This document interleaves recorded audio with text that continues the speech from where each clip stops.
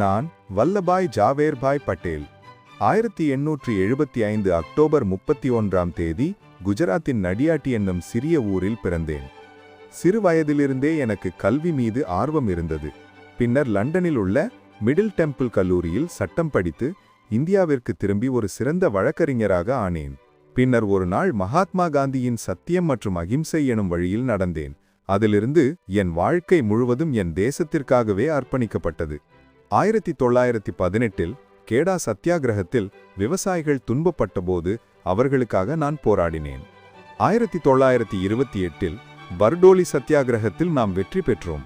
அந்த வெற்றிக்காக மக்கள் என்னை சர்தார் என, அதாவது தலைவர் என அழைத்தார்கள். பின்னர் நான் உப்பு சத்தியாகிரகம், குவிட் இண்டியா இயக்கம் போன்ற பல சுதந்திர போராட்டங்களில் பங்கேற்றேன். நாட்டின் சுதந்திரம் என் ஒரே கனவாக இருந்தது.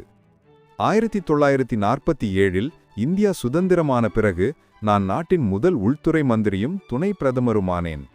அந்த நேரத்தில் இந்தியா 562 சிற்றரசுகளாக பிரிந்திருந்தது.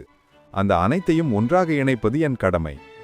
தூதர்ச்சியாலும் சில சமயம் கடினமான முடிவுகளாலும் நான் ஹைதராபாத், ஜூனாகத், காஷ்மீர் உள்ளிட்ட 500க்கும் மேற்பட்ட மாநிலங்களை இந்தியாவுடன் இணைத்தேன்.